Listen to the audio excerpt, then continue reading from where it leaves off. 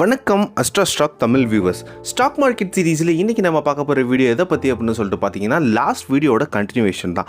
Last வீடியோவில் நம்ம index fund 2023யோட அப்டேட்ஸும் and வந்துட்டு ETFல எது நம்மளுக்கு பெஸ்ட்டாக இருக்கும், எந்த ETFல நம்ம வந்துட்டு இன்வெஸ்ட் பண்ணலாம், எதெல்லாம் நம்மளுக்கு ஈஸியாக இருக்கும் அப்படின்னு சொல்லிட்டு நம்ம பார்த்தோம்.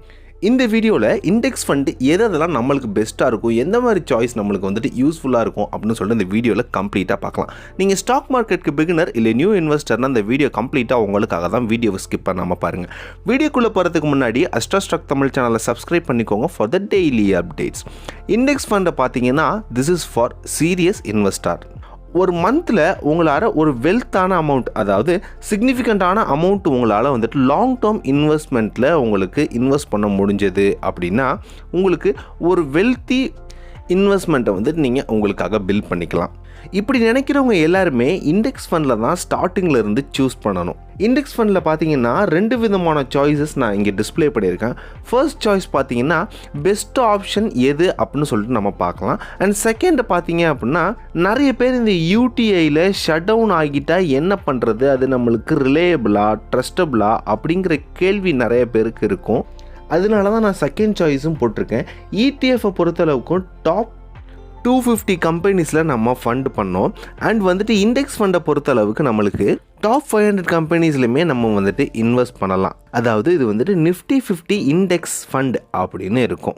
இப்போது ஃபர்ஸ்ட் சாய்ஸில் UTIயில் Nifty 50 இண்டெக்ஸ் ஃபண்டு தான் நம்ம இந்தியன் மார்க்கெட்டில் இருக்கிற one of the biggest fund அப்படின்னு சொல்லலாம். ஒன் ஆஃப் தன்னு சொல்கிறத விட பெஸ்ட் ஃபண்ட் அப்படின்னு சொல்லலாம்.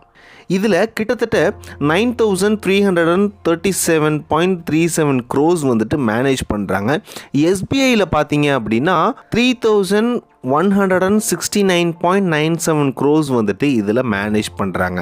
கிட்டத்தட்ட UTI வேல்யூ SBIயை விட 3 மடங்கு பெரிய ஃபண்டு. இந்த மாதிரி பெரிய ஃபண்ட்ஸ்க்குன்னு ஒரு சில அட்வான்டேஜஸ் இருக்க தாங்க செய்யுது. எக்ஸ்பென்ஸ் ரேஷியோ வந்துட்டு கம்மியாக இருக்கும், ட்ரேடிங் எரரும் கம்மியாக இருக்கும். அண்ட் இதில் வந்துட்டு AUM அசட் அண்டர் மேனேஜ்மெண்ட் வந்துட்டு ஹையாக இருக்கும். இந்த trading error expense ratio relatively கம்மியாக இருக்க நிறையவே வாய்ப்பு இருக்குது. இந்த UTI invest funds one of the best investment fund. அதுபோல் UTI நெக்ஸ்ட் இண்டெக்ஸ் ஃபண்ட் நிஃப்டியில், அதாவது நெக்ஸ்ட் 50ல் இன்வெஸ்ட் பண்ணக்கூடிய ஒரு fund UTI next 50 index fund அப்படின்னு சொல்லுவாங்க. இதோட வேல்யூ 200 crores. அதோட AUM அசட் அண்டர் மேனேஜ்மெண்ட் SBIயும் வச்சிருக்கிறாங்க. ஆனால் நிஃப்டி நெக்ஸ்ட் 50 இன்வெஸ்ட்மெண்ட் வந்துட்டு 400 crores. இதை விட 4 மடங்கு, அதாவது SBI விட 4 மடங்கு இந்த UTI next Nifty 50 index fund வந்துட்டு மேனேஜ் பண்ணுறாங்க. நெக்ஸ்ட்டு வந்துட்டு மிட் கேப் 150 ETFல வந்துட்டு நம்ம மிட் 150 பீஸ்னு பார்த்தோம்.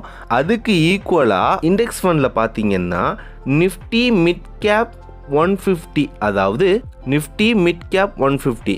இதில் மோத்திலால் ஆஸ்வால் வந்துட்டு ஒரு நல்ல ஃபண்டாகவே இருந்துட்டு வராங்க. மோர் தேன் 660 crores வந்துட்டு அவங்க AUM வச்சுருக்காங்க. ரிலேட்டிவ்லி எக்ஸ்பென்ஸ் ரேஷியோ கம்மியாகவே இருக்குது. SBI Nifty mid cap index fund இருக்குது இல்லையா, அதோட AUM எவ்வளோ அப்படின்னு சொல்லிட்டு பார்த்தீங்கன்னா 150 crores. அப்போது மோத்திலால் ஆஸ்வாலை விட SBI வந்துட்டு 5 மடங்கு கம்மியாக இருக்கிறாங்க. இண்டெக்ஸ் ஃபண்ட் மூலியமாக இந்தியாவோட டாப் 250 கம்பெனிஸ்க்கு எக்ஸ்போஷர்ஸ் எடுக்கணுன்னா உங்களுக்கு ஃபர்ஸ்ட் சாய்ஸ் தான் நான் வந்துட்டு ப்ரிஃபர் பண்ணுவேன். அந்த ஃபர்ஸ்ட் சாய்ஸ் தான் உங்களுக்கு செட் ஆகும். அண்ட் செகண்ட் சாய்ஸ் எல்லாமே என்ன அப்படின்னு சொல்லிட்டு பார்த்தீங்க SBIயோட தான் இருக்கும். ஓகே, எனக்கு வந்துட்டு பீஸ் ஆஃப் மைண்ட் வேணும், நான் எல்லாத்தையுமே SBIயில் வச்சுக்கணும்னு நினைக்கிறேன், அதனால் எனக்கு எந்த ஒரு ப்ராப்ளம் இல்லை அப்படின்னு நினைக்கிறவங்க எல்லாருமே செகண்ட் சாய்ஸை வந்துட்டு சூஸ் பண்ணலாம். அதில் வந்துட்டு SBIயோட எக்ஸ்பென்ஸ் ரேஷியோ இந்த ஃபண்டில் UTIயை விட எல்லாத்துலேயுமே இதில் கொஞ்சம் ஹையராக தான் இருக்கும். பீஸ் ஆஃப் மைண்ட் வேணும் அப்படின்னு நினைக்கிறவங்க மட்டும் SBIயை சூஸ் பண்ணணும், இந்த ஃபண்டில் இன்வெஸ்ட் பண்ணணும். அண்ட் கீழே பார்த்தீங்க அப்படின்னா ஸ்மால் கேப் 250 இண்டெக்ஸ் ஃபண்ட் அப்படின்னு சொல்லிட்டு நான் வந்துட்டு உங்களுக்கு டிஸ்பிளே பண்ணியிருப்பேன்.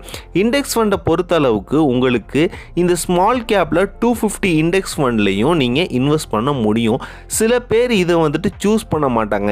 ஏன் அப்படின்னு சொல்லிட்டு ரீசன் பார்த்தீங்க அப்படின்னா 250 கம்பெனிஸ்லையும் குவாலிட்டி கம்பெனிஸ் ரொம்பவே கம்மியாக இருக்கும். இந்த ரேஷியோவில் நம்ம எடுத்துக்கலாம். 5 ஸ்டாக்குக்கு வந்துட்டு 1 இருக்கிறதே, அதாவது ஒரு குவாலிட்டி ஸ்டாக் இருக்கிறதே ரொம்பவே வாய்ப்பு கம்மியாக இருக்கும்.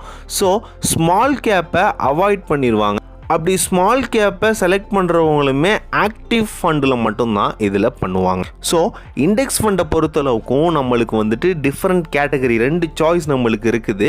நம்ம ஒன்று வந்துட்டு எஸ்பிஐயில் எக்ஸ்பென்ஸ் ரேஷியோ கம்மியாக எல்லாத்தையுமே பண்ணலாம். அண்ட் வந்துட்டு இந்த மாதிரி UTI, next Nifty index fund, அப்புறம் வந்துட்டு நிஃப்டி மிட் கேப் 150, இது போல் நம்ம வந்துட்டு அதெல்லாம் நம்மளுக்கு பெஸ்ட்டாக இருக்கும் நம்மளோட லாங் டேர்ம் இன்வெஸ்ட்மெண்ட்டுன்னு பார்த்து இன்வெஸ்ட் பண்ண வேண்டியது ரொம்பவே முக்கியமானது. ஸோ சேஃபாக இன்வெஸ்ட் பண்ணுங்கள், ஹாப்பியாக ஏர்ன் பண்ணுங்கள். Have a nice day.